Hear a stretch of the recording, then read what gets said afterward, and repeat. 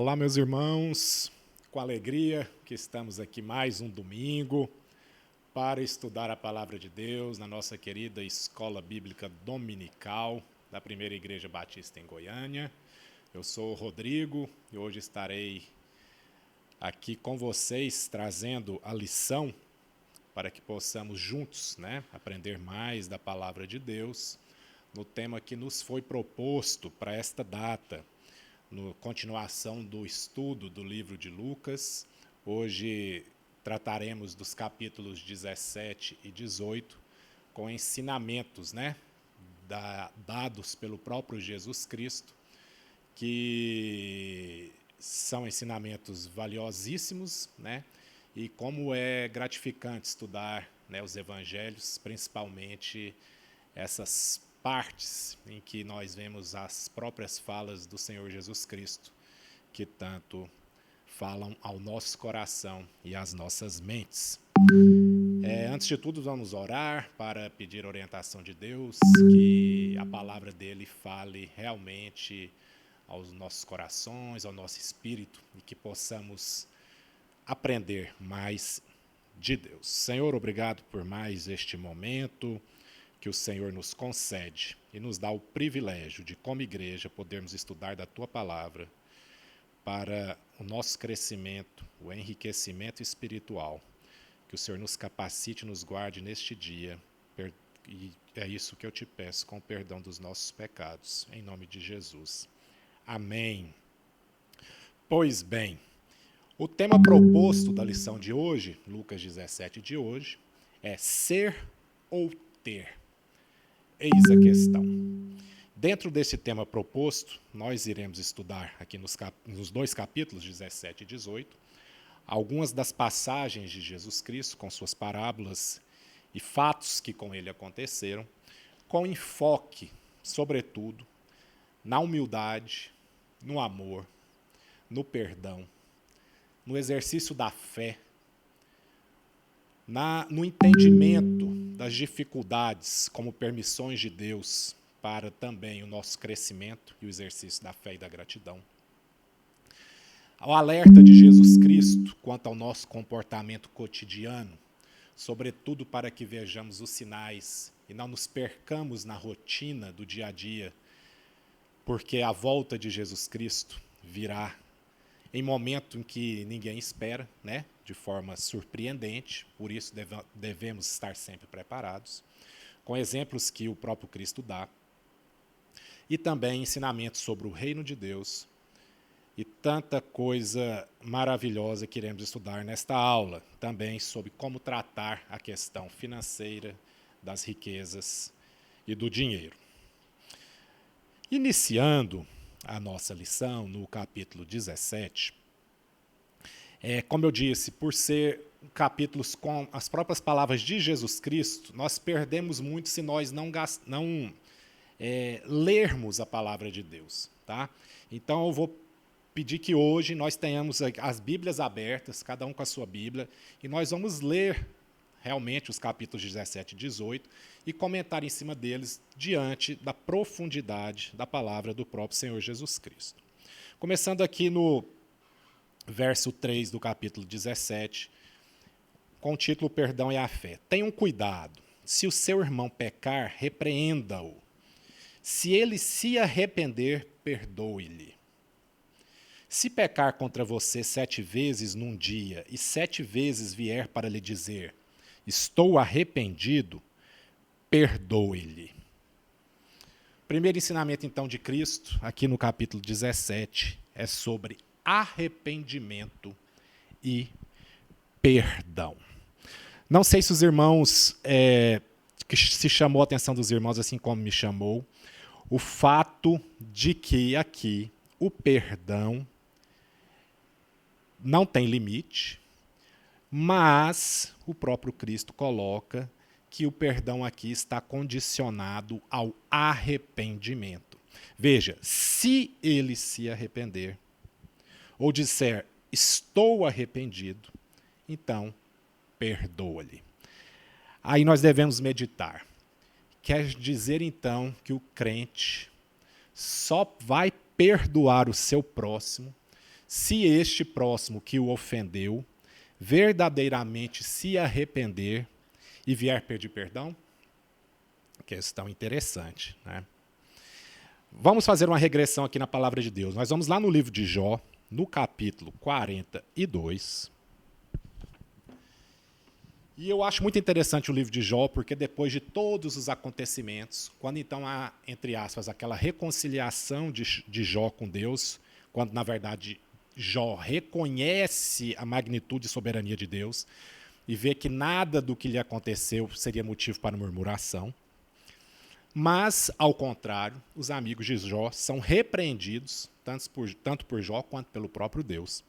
E Deus diz aos amigos de Jó para que eles ofereçam, então, sacrifício através de Jó, que eles vão até Jó, para que Jó ofereça sacrifício e interceda por eles, para que só então o Senhor Jesus aceitasse a oração de Jó e houvesse, então, perdão pelas faltas daqueles amigos.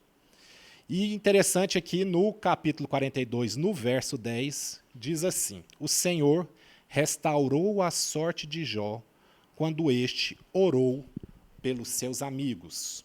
Isso após Jó ter, então, como Deus tinha ordenado, né, feito as ofertas em favor dos amigos e orado pelos amigos, intercessão essa que foi aceita por Deus. Então aqui também nós vemos o quê? Que a bênção só retornou a Jó e o perdão verdadeiramente só ocorreu para os amigos depois que Jó os perdoou, porque Jó orou por eles pelo perdão, pela remissão dos pecados que eles haviam cometido. Mais uma vez mostrando, então, que o perdão foi derramado após o genuíno arrependimento daquele que havia pecado. Penso eu da seguinte forma: o arrependimento e o perdão caminham junto, mas para quem perdoa, o perdão interno que cura, ele se dá ainda que o outro não se arrependa.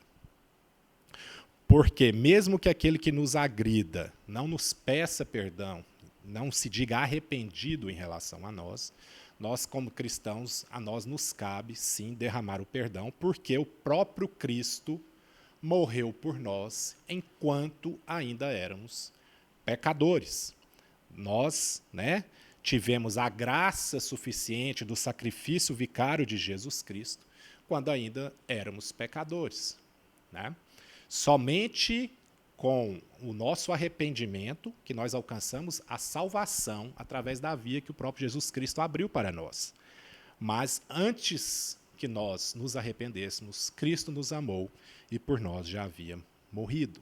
Mas, por outro lado, é importante que nós entendamos que quando nós somos aqueles que praticamos o erro e agredimos o próximo, a nós nos cabe arrepender e pedir, sim, perdão a quem nós agredimos de alguma forma, porque esse perdão e o arrependimento têm, então, esta mão dupla, essa via dupla. Interessante notarmos isso. Continuando, então, a palavra nos diz: então os apóstolos disseram ao Senhor: aumente-nos a fé. Ao que o Senhor respondeu: se vocês tivessem fé como um grão de mostarda, diriam a esta amoeira: arranque-se e transplante-se no mar, e ela obedeceria. Qual de vocês, tendo um servo ocupado na lavoura ou em guardar o gado, lhe dirá quando ele voltar do campo: venha agora mesmo e sente-se à mesa? Não é verdade que, ao contrário, lhe dirá: prepara o meu jantar, apronte-se e sirva-se enquanto eu como e bebo. Depois você pode comer e beber? Será que ele terá de agradecer ao servo por ter feito o que lhe havia ordenado? Assim também vocês, depois de terem feito tudo o que lhes foi ordenado, digam: somos servos inúteis, porque fizemos apenas o que devíamos fazer. Então o Senhor Jesus Cristo aqui começa a nos ensinar sobre a fé. Os apóstolos pediram ao Senhor que lhes fosse aumentada a fé. Mas a fé, como o próprio Cristo ensina, não é algo que se tenha um controle ou um botão de aumentar ou diminuir, né? Como se fosse um equipamento eletrônico. A fé é algo que, para aumentar, deve ser exercitada, tanto no estudo da palavra de Deus, quanto na comunhão com o próprio Deus, através de uma vida de oração. Quando aqui, na sequência, Cristo fala, então, deste exemplo do servo aqui, que o servo não deve se vangloriar por ter feito apenas o que deveria fazer. Veja que Jesus aqui não está querendo diminuir o papel do servo, não é isso. Mas é mostrar, trazer a realidade a nós, que nós devemos nos reconhecer como servos inúteis, no sentido de que não há mérito em nós, porque o mérito é todo do Senhor Jesus Cristo, porque ainda que façamos e que exercitamos uma vida cristã, né, com a comissão que nos foi dada, nunca devemos nos gloriar, nos vangloriar, ainda que milagres e maravilhas aconteçam através de nós, por misericórdia de Deus, e através da palavra de Deus e do sangue do Senhor Jesus Cristo. Nada do que façamos, por mais maravilhoso que seja, ainda que seja na obra do Senhor, deve ser motivo para que nós nos vangloriemos e que nós nos ensoberbamos. Não, pelo contrário, devemos sempre nos esvaziar e nos atentarmos para a nossa condição de servos inúteis, porque fizemos apenas o que deveríamos fazer, e o que é maravilhoso, porque nem aos anjos foi dado o privilégio que nos foi dado de pregar a palavra de Deus aos nossos semelhantes. Continuando, Jesus traz, nós vamos ver na palavra, então, a cura dos 10 leprosos. Jesus, então, a caminho para Jerusalém, passava pelo meio da Samaria e da Galiléia. Ao entrar numa aldeia, saíram ao encontro 10 leprosos que ficaram de longe e gritaram: Jesus, mestre, tenha compaixão de nós. Ao vê-los, Jesus disse: vão e apresentem-se aos sacerdotes. Por que Jesus diz isso aqui?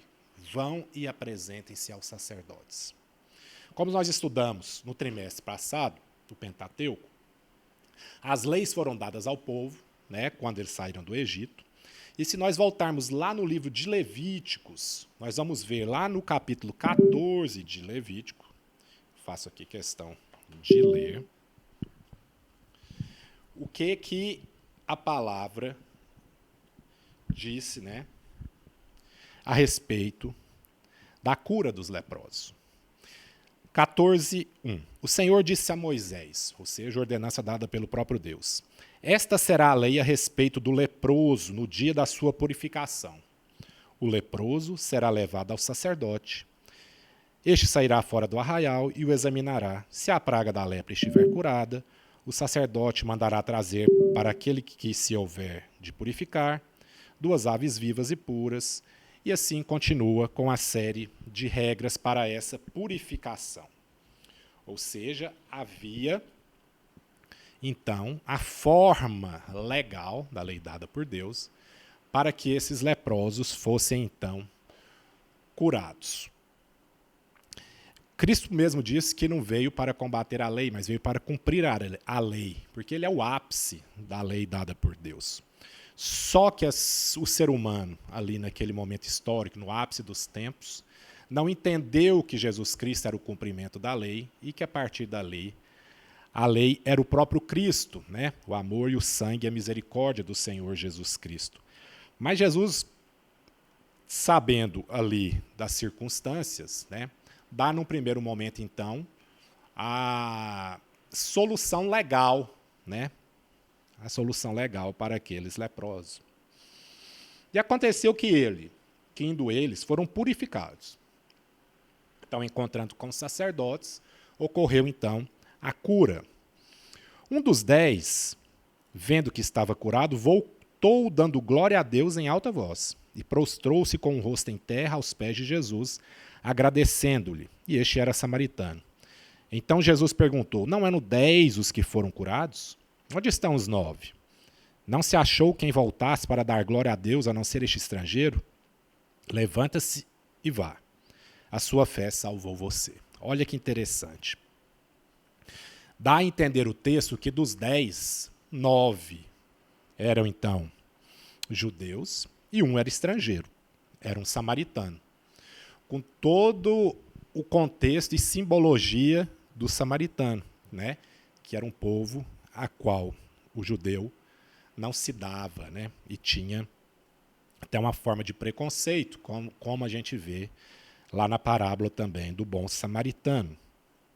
Mas veja, ao esses 10 irem até o sacerdote, como Cristo havia ordenado, e ali tendo sido purificados, somente o estrangeiro, o samaritano, teve a compreensão da gratidão de que havia sido um milagre dado pelo próprio Jesus Cristo. Porque se nós voltarmos lá em Levítico 14, a purificação não se dava em momento tão rápido assim. Veja que, como o texto nos diz do caminho para Jerusalém, não quer dizer que Cristo ficou dias aqui. Dá a entender que foram momentos relativamente rápidos. É claro que rápidos para um contexto em que os percursos eram longos, eram feitos a pé ou em animais, né? No caso aqui dos leprosos, certamente a pé. Mas não é como está lá em Levítico 14, que demora mais 8 dias para isso, para aquilo. Então foi uma cura rápida, apesar de ter sido cumprindo ali a lei dada em Levítico, mas foi, logicamente, algo miraculoso feito pelo Jesus Cristo. Mas aqueles 9, talvez legalistas, né, não entenderam o milagre, o presente que foi dado pelo próprio Jesus Cristo e entenderam aquilo como natural, talvez porque eles tenham cumprido a lei, e talvez até entendendo que nada mais justo era do que fossem curados. Mas o samaritano não. Ele entendeu a misericórdia e a graça derramada sobre a vida dele por Jesus Cristo e voltou e prostrou-se o rosto em terra aos pés de Jesus Cristo, reconhecendo, portanto, Jesus Cristo como Deus, Rei, Salvador. No que Cristo então lhe disse: a sua fé salvou você. Que maravilha, né? Então a fé, mais do que a mera religiosidade, o legalismo, é a fé que salvou. Os 9 foram curados, mas salvo somente o samaritano. Porque há diferença entre cura física e salvação, que é a cura espiritual definitiva. Glória a Deus por isso. Continuando, o texto diz assim, o versículo 20 do capítulo 17, sobre o título A Vinda do Reino de Deus. Indagado pelos fariseus sobre quando viria o reino de Deus, Jesus lhes respondeu: o reino de Deus não vem com visível aparência, nem dirão, ele está aqui ou lá está ele, porque o reino de Deus está entre vocês. Então, nesse primeiro momento, o que a gente pode compreender é que Jesus dizendo o seguinte: calma, não se assustem. O reino de Deus é visível e plenamente compreensível. Ninguém precisa se enganar com falsos profetas, dizendo que o reino de Deus chegou, que o novo Messias chegou, porque ele é visível e não dá como se confundir. Neste primeiro momento, o reino de Deus estava ali com eles, porque era o próprio Cristo que andava com eles. Mas, em relação à segunda vida de Cristo, continua. A seguir, Jesus disse aos seus discípulos: virá o tempo em que vocês desejarão ver um dos dias do Filho do Homem, mas não verão. Ou seja, Cristo já terá partido. E dirão a vocês: ele está aqui, ou lá está ele. Não saiam nem sigam essa gente. Porque assim como o relâmpago que resplandece e brilha de uma extremidade do céu até a outra, assim será no seu dia o Filho do Homem. Mas é necessário que primeiro ele padeça muitas coisas e seja rejeitado por essa geração. Assim como foi nos dias de Noé, e será também nos dias do Filho do Homem. Comiam, bebiam, casavam e davam-se em casamento. Até o dia que Noé entrou na arca, veio o dilúvio e destruiu a todos. O mesmo aconteceu nos dias de Ló. Comiam, bebiam, compravam, vendiam, plantavam e edificavam. Mas no dia em que Ló saiu de Sodoma, choveu do céu fogo e enxofre e destruiu a todos. Assim será no dia em que o Filho do Homem se manifestar. Veja, então Cristo aqui mostra que o reino de Deus aconteceu ali em dois momentos distintos. O primeiro momento, naquele momento exato, em que o próprio Jesus Cristo estava encarnado na terra, com a missão de salvar o ser humano. E aqueles que não entendessem, né, que o próprio reino estava ali com Cristo naquele momento, né, poderiam ser enganados por aquela questão de ei-lo ali, ei-lo aqui, falsos profetas. Mas Cristo esclarece, vai chegar o dia em que vão me procurar, e eu não mais estarei aqui, porque é necessário que eu padeça. Mas, depois, Cristo voltará. E Jesus deixa aqui bem claro, não precisem correr atrás daqueles falsos profetas que dizem que são o próprio Cristo, né? Porque não há dúvida quanto a isso. Será claro, a volta do Filho do Homem será claro, né, como relâmpago, que resplandece e brilha de uma extremidade do céu até a outra. Quando o Senhor Jesus Cristo voltar, que for a hora, que só Deus conhece o momento, não haverá dúvida, toda a terra verá o resplendor e a glória da volta de Cristo para os seus. Então, não percamos tempo discutindo falsos profetas, né? Falsos sinais, ainda que lindos, né? Que maravilhosos, porque esses sinais são falsos, não são de Cristo, porque não haverá dúvida quando o Filho do Homem verdadeiramente voltar. E aqui eu penso, quando Cristo aqui nos chama a atenção para os dias de Noé e para os dias de Ló, a gente obrigatoriamente tem que trazer para os nossos dias o que temos feito: comido, bebido, temos trabalhado, plantado, colhido, construído, cultivado, casado, né? Dando em casamento e muitas das vezes nos conformando com este mundo e entrando nessa rotina, né? Nessa roda diária de atividades e acontecimentos.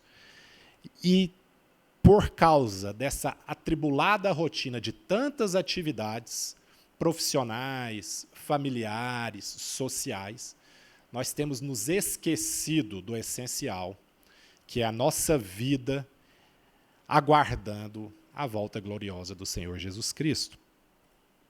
Nós somos embaixadores de Cristo aqui na Terra, né? Como a Organização dos Embaixadores do Rei tanto ensina para as crianças, né? Para os jovens.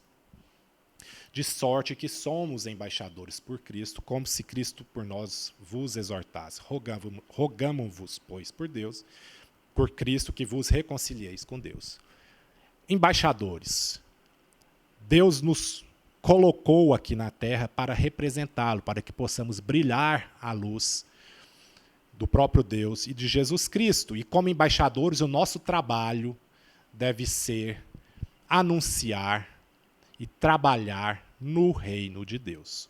É claro que nós temos a missão, enquanto trabalhadores na seara, de ser sal e luz. Nem todos nós seremos missionários, pastores, mas aonde estivermos plantados, devemos ser sal e luz, e as pessoas devem ver em nós a representação do reino de Deus, do qual embaixadores nós somos. Não nos deixemos ser tragados pela rotina deste mundo, que não deixa tempo para que nós possamos ter comunhão com o nosso Deus. E nós temos que ser intencionais, porque muitas vezes, entre aspas, não é maldade nossa, nem intencionalidade nossa do outro lado, de deixarmos de ter comunhão com Cristo. É porque muitas vezes nós nos vemos apegados a tanta rotina de estudo, com objetivos acadêmicos, objetivos profissionais, pessoais, que o dia, tendo 24 horas, acaba e o nosso momento de trabalhar no reino, o nosso momento de oração, o nosso momento de estudo da palavra, fica sem horário. E se nós não tivermos a intencionalidade de reservarmos o horário para as coisas espirituais, a rotina nos tragará. E nós poderemos ser surpreendidos com a volta gloriosa de Cristo. E ser tragado pela rotina tira a nossa comunhão. Ainda que nós não percamos salvação, porque assim nós entendemos, mas nós deixamos de ser bênção e de agregar maior número de salvos possível a Cristo. Então, por isso, em tudo que formos fazer, façamos que, como para o próprio Deus, façamos bem feito e façamos para que as pessoas vejam Cristo em nós. Não nos deixemos ser tragados pela rotina. E continua, no verso 31 do capítulo 17. Naquele dia, ou seja, no dia da volta gloriosa de Jesus Cristo, quem estiver no terraço e tiver os seus bens em casa, não desça para tirá-los. E de igual modo, quem estiver no campo, não volte para trás. Lembre-se da mulher de Ló, perdão. Mulher de Ló, né? Os meninos gostam muito de cantar a musiquinha que a mulher de Ló virou estátua de sal, né? Olhou para trás e virou uma estátua de sal. O que a mulher de Ló foi punida virando estátua de sal? Porque simplesmente virou o pescoço, né? São aqueles pequenos gestos que a Bíblia nos traz, que muitas vezes a gente acha que foi exagerada a punição, né? Moisés bater na pedra de forma errada, não entrar na terra prometida, né? Colocar a mão na arca, que ela vai cair no chão, é morto de forma fulminante, né? Olhou para trás só para ver a coisa pegar fogo, virou estátua de sal. Mas não é isso. A questão aqui é para mostrar que, apesar ali da mulher de Ló estar ali numa família que era separada dentro do possível ali naquela comunidade de Sodoma, né? Aquela comunidade tão pervertida, não sei se mais ou menos do que temos hoje, mas pervertida aos olhos de Deus, tanto que os anjos foram ali, né, para tirá-los daquele lugar, mas ela não desapegava daquilo que ela tinha ali, porque ela já tinha amor por aquele estilo de vida que ela vivia em Sodoma. Ou seja, o olhar para trás dela era dizendo para Deus, me deixa voltar, não quero sair dali. E como aquela cidade foi então consumida, assim aconteceu com ela. Ela voltou para a cidade consumida como tudo que ali estava. E vejamos as consequências, né, por esse não desapego. Ela estava conforme a cidade, a comunidade onde ela vivia. Ela estava conformada com aquela situação pecaminosa. Tanto que depois da saída de Ló e de suas filhas ali, depois desse evento, nós vamos ver a tragédia que acontece quando as filhas de Ló deitam-se com ele após embebedá-lo, né? E todo esse pecado, o que todo esse pecado gerou, né? Com a descendência de Moabe, que veio desse pecado e que tanto mal e tanta guerra fez com o povo de Deus. Mas por quê? Elas estavam conformadas. As filhas de Ló não entendiam, não tinham no seu íntimo, né, a pecaminosidade daquela atitude, porque elas estavam vindo do ambiente que aquilo era normal. Né? Pelo que a Bíblia conta, Sodoma era uma perversão total. Então, talvez filhas dormirem com pais seria coisa normal. Né?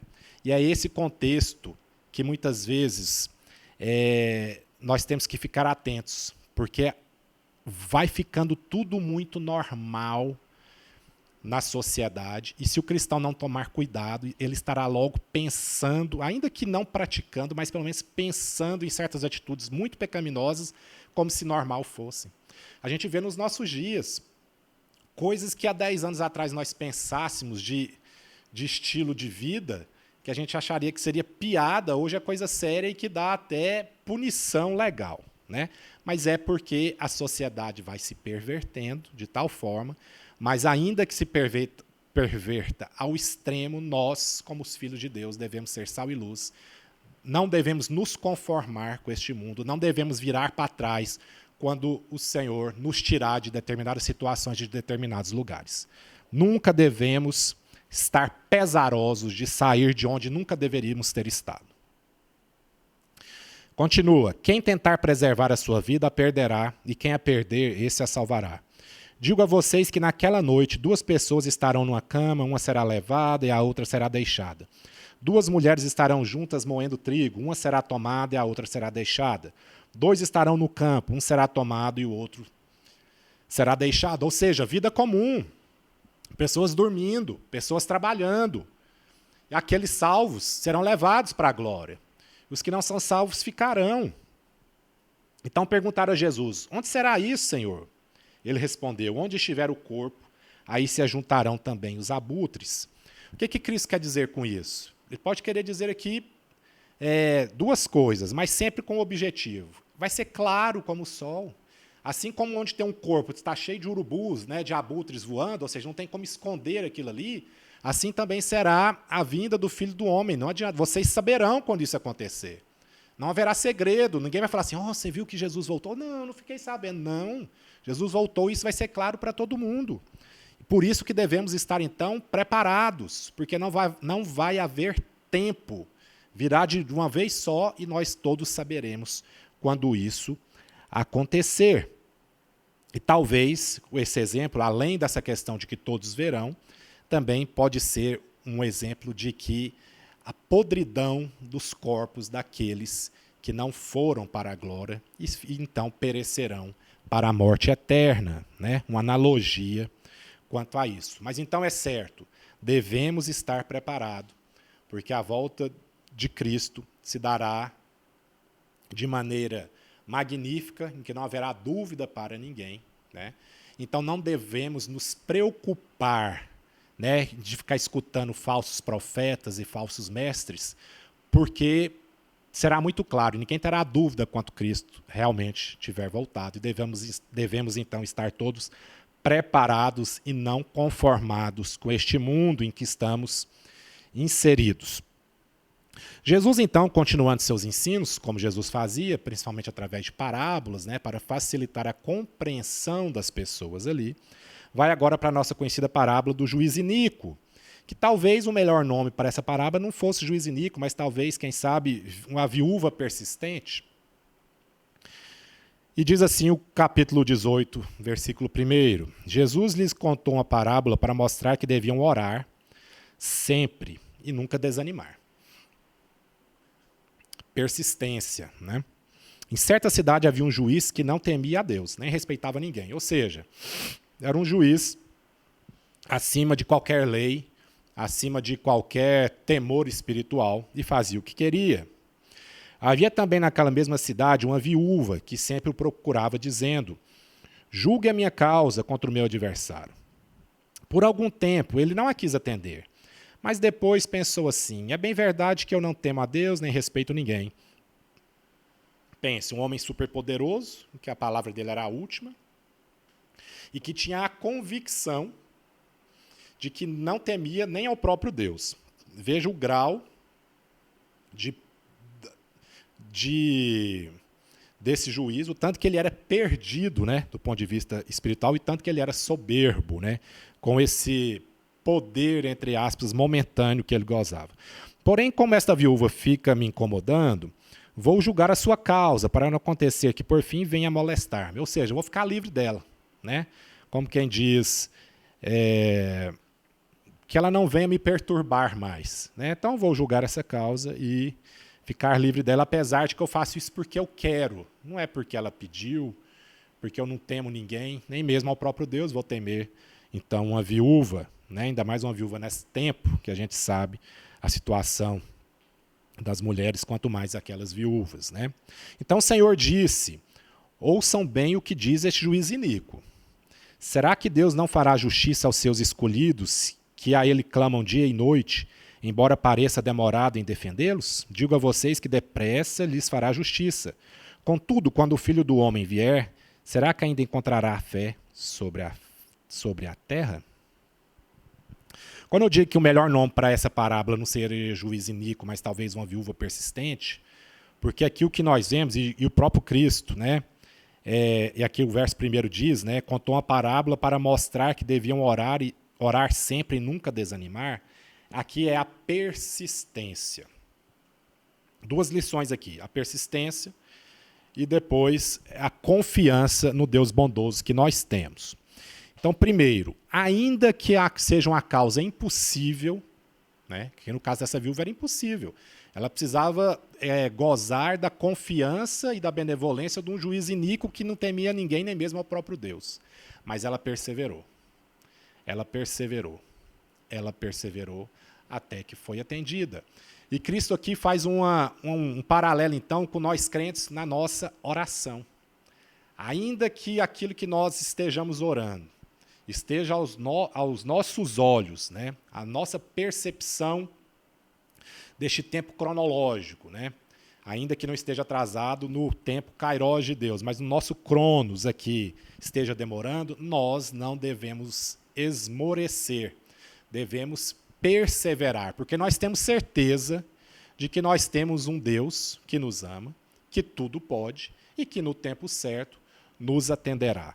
Então, paralelamente, o que Jesus Cristo está falando? Se um juiz iníquo, ou seja, uma pessoa sem valor algum, atendeu aquela viúva pela persistência dela, nós, sabendo que o nosso Deus é bondoso, misericordioso e que nos ama e nos quer bem, devemos também perseverar em oração até que sejamos atendidos por Deus.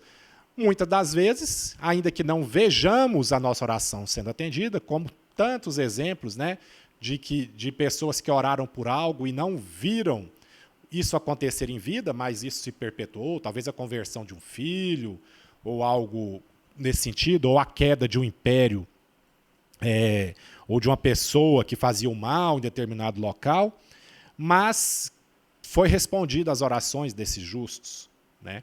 E ainda que a resposta de Deus não seja aquilo que nós pedimos, porque nós somos limitados no tempo e nós somos limitados na percepção global. Muitas vezes, se Deus atendesse os nossos pedidos, seria a nossa ruína, né? Por isso que a confiança em Deus, a perseverança e a confiança é que Deus resolva o problema e não que faça da forma exata como nós desejamos ou pedimos. É a confiança, é a perseverança em oração e a confiança no Deus soberano a quem nós servimos.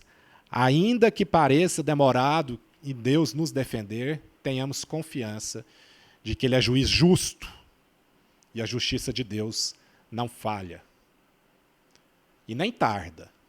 Não quer dizer que tarda, mas não falha. Não tarda, porque o tempo de Deus é perfeito e tudo é feito no exato momento da soberania de Deus, a quem nada foge do controle. Perseverar. Continua, Jesus ainda ensinando mais, né? Contando mais uma parábola. Agora a parábola do fariseu e do publicano. O fariseu, aquele religioso aos olhos humanos irrepreensível, cumpridor da lei, até mais do que a lei determinava. E o publicano, o coletor de impostos, mal visto, né, por toda a sociedade, ainda mais numa época em que a coletoria de impostos era muito pessoal e era muito bruta a forma de cobrança, né? Ainda que hoje reclamemos, mas hoje, mal ou bem, temos um processo, né, que regula a tributação, leis que previamente definem, né, a forma de cobrança, alíquotas, né, bases de cálculo, órgãos, autoridades competentes, né? Ainda que reclamemos, a coisa hoje é mais organizada e mais previsível. Mas o publicano era muito mal visto. Então Jesus vai contar uma parábola entre essas duas pessoas. E mais uma vez quebrando paradigmas, né? Paradigmas porque Deus vê o coração e o interior. Deus não vê apenas a casca, né? O exterior, né? Que é chamado até de sepulcros caiados, né? bonitos por fora, organizados, mas podres por dentro. Jesus também contou esta parábola para alguns que confiavam em si mesmos, por se considerarem justos e desprezavam os outros. Vejam, aqueles ali, junto com Jesus, multidão, muita gente do lado de Jesus, e essa parábola ele contou porque ele percebeu que haviam essas pessoas ali. Veja o tipo de pessoas a quem essa parábola é dirigida.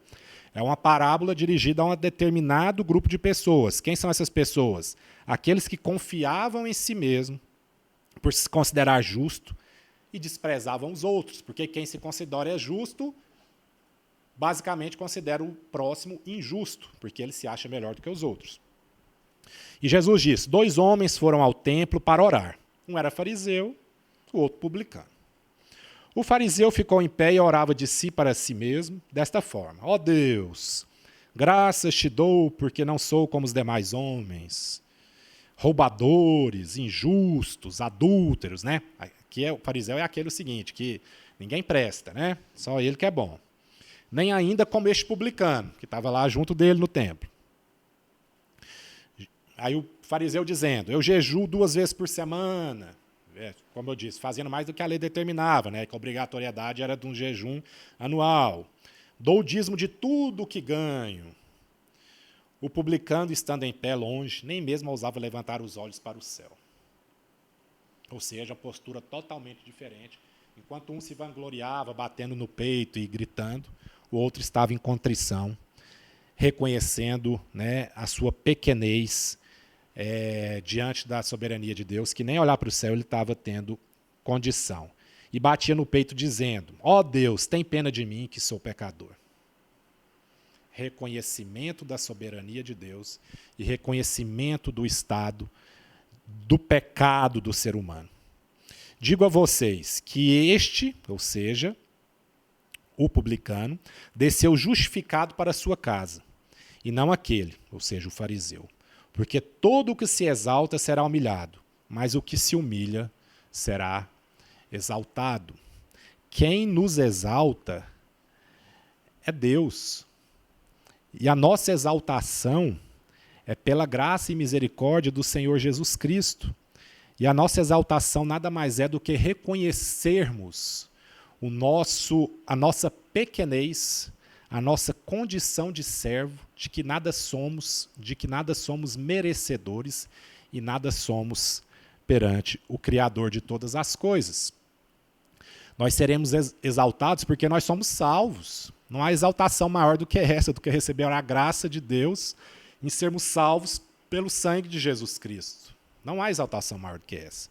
Agora, quem quer ser exaltado para dizer que tem mérito em ser bom, que tem mérito em ser salvo, este, coitado, já está perdido há muito tempo, né?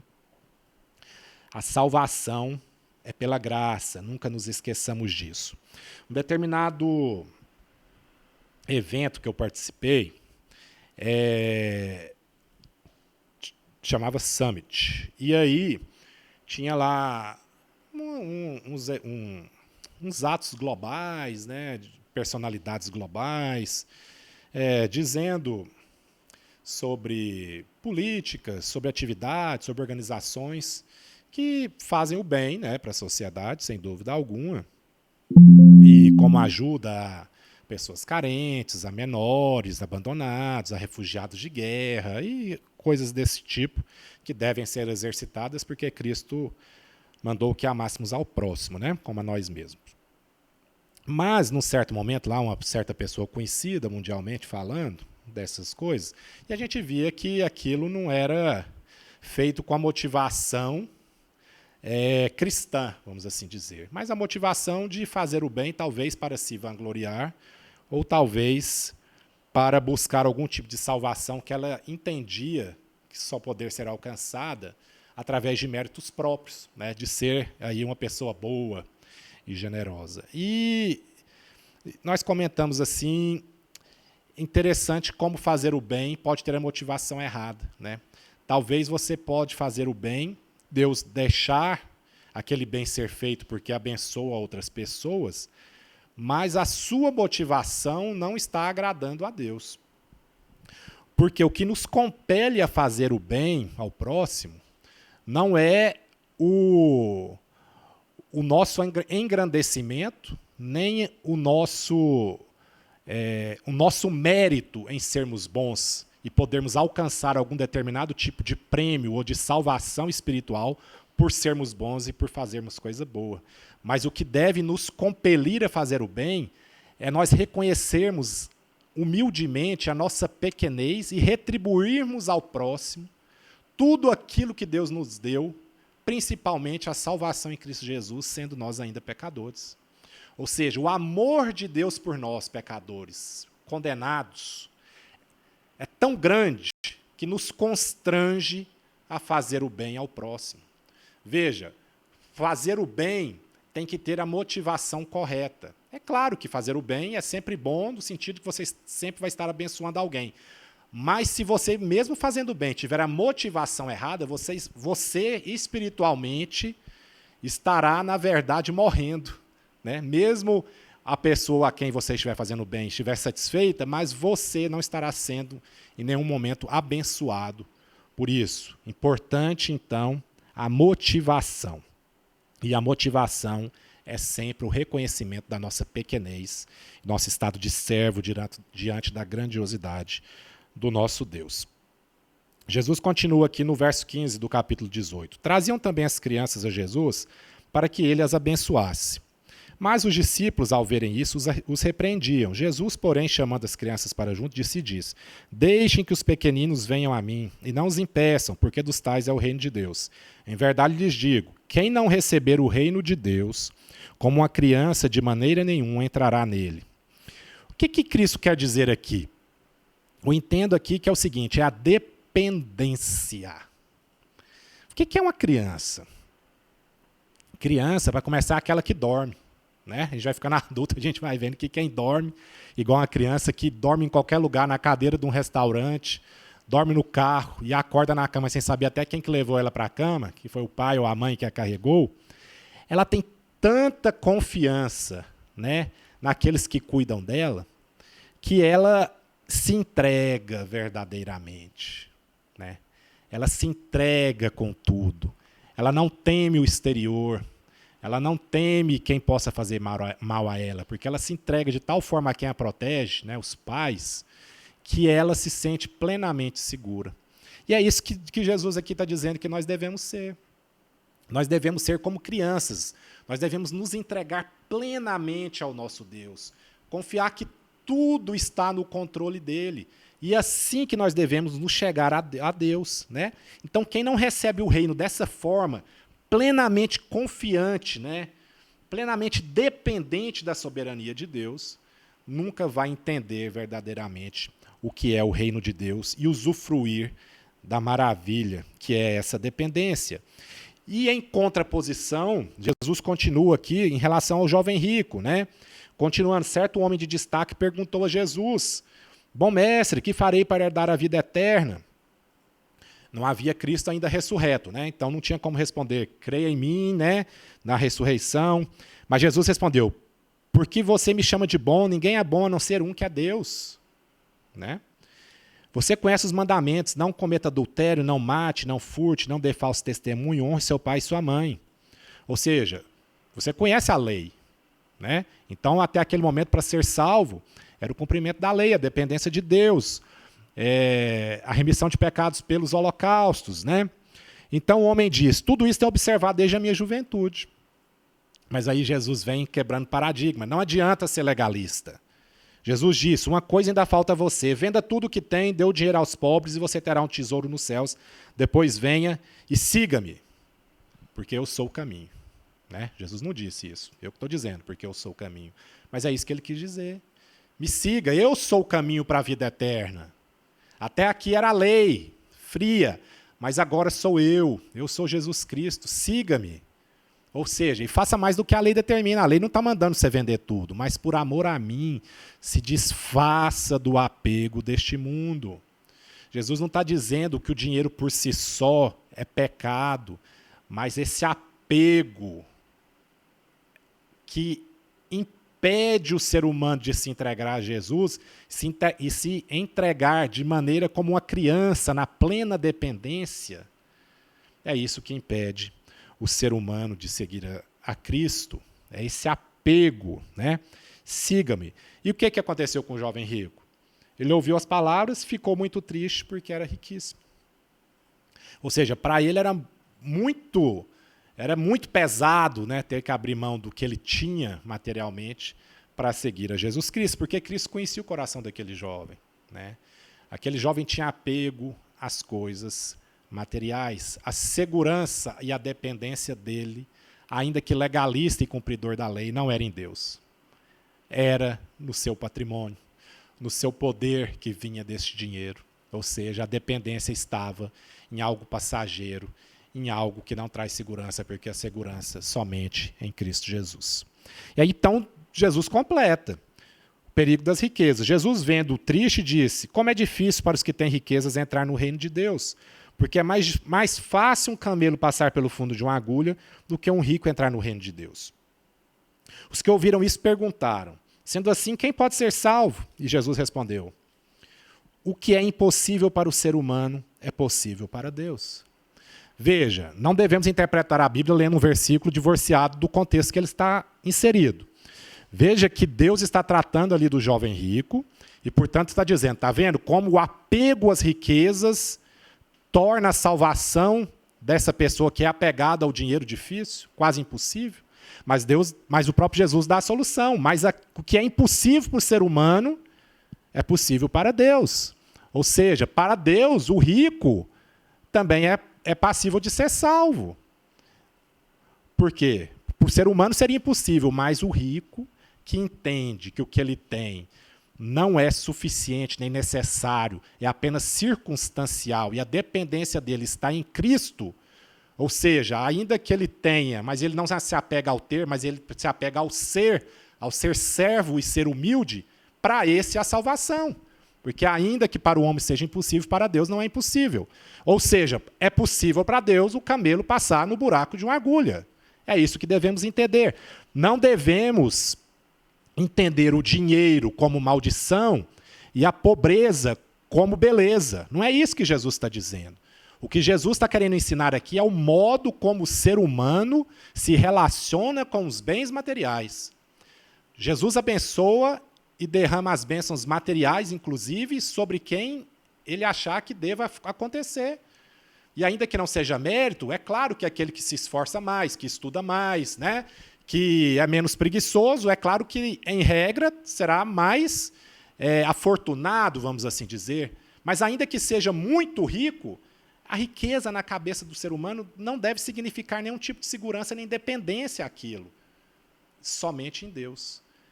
Você deve adorar ao Deus que traz o milagre, que traz a riqueza, e não a riqueza e o milagre em si, né? Como nós vimos lá na cura dos 10 leprosos, vamos sair do dinheiro e ir para a saúde, aqueles 9 leprosos que não voltaram, eles adoraram o quê? O milagre. O único que adorou ao Deus do milagre foi o samaritano que voltou para se prostrar aos pés de Jesus. E essa relação com o milagre da saúde é a mesma relação que deve acontecer também com a bênção material. Porque a Bíblia também é fértil em nos mostrar tantos homens ricos e de posse que foram bênção para o reino de Deus. Abraão, Ló, José de Arimateia, né? Zaqueu. E nós vamos ver, não na aula de hoje, mas a próxima aula, que vai ter o capítulo 19 aqui do livro de Lucas, que vai ser exatamente o encontro de Jesus com Zaqueu, que era publicano. Para você ver como o ensinamento de Jesus é concatenado. Nós vamos ver ali aonde o publicano, como Zaqueu, se arrependeu, mas isso na próxima aula. Mas, continuando, Jesus prediz sua morte e ressurreição e depois a cura do cego de Jericó, que da mesma forma, clamando ao nome de Jesus, Jesus, filho de Davi, tenha compaixão de mim. Mesmo no meio da multidão, Jesus dele se compadeceu e disse: a sua fé te salvou. E ele voltou a ver novamente e seguiu a Jesus. Veja, ele teve cura física da cegueira e, ao mesmo tempo, cura espiritual da cegueira espiritual. Passou a ver e passou a seguir a Jesus, o caminho, porque a fé salvou este homem. Já estamos no adiantado da hora, mas podemos então, com essas lições maravilhosas do próprio Senhor Jesus Cristo, entender que a humildade é a essência do amor. Só se exerce o perdão se tivermos amor. Para aumentar a fé, é preciso exercitarmos o perdão. Muitas vezes a dor, o sofrimento, o fracasso podem ser permissões do nosso Deus. Devemos ser gratos por tudo e ter fé de que o nosso Deus é um Deus do impossível e tudo pode. Aconteça o que acontecer, devemos estar na dependência dele, como uma criança é dependente de quem a protege. Lembremos, o reino de Deus virá sem aviso, no mundo avesso ao próprio Deus. Não nos conformemos com este mundo. Lembremos de Noé e de Ló. Lembremos do exemplo da mulher de Ló, que sequer arraigada no pecado de onde ela vivia. Devemos estar preparados para a volta de Deus. O reino de Deus é um reino de crianças, de dependência a Deus, e não um reino do jovem rico, de dependência à segurança financeira. Não é isso. O importante, portanto, é ser dependente, ser humilde, confiar plenamente em Deus, e não ter, no sentido de ter orgulho de si próprio, vaidade daquilo que faz e de segurança em bens materiais. Não é isso. Humildade e fé. Não devemos ser orgulhosos. E que Deus nos abençoe a todos e que a palavra do Senhor Jesus cale aos nossos corações. Muito obrigado e que Deus a todos abençoe.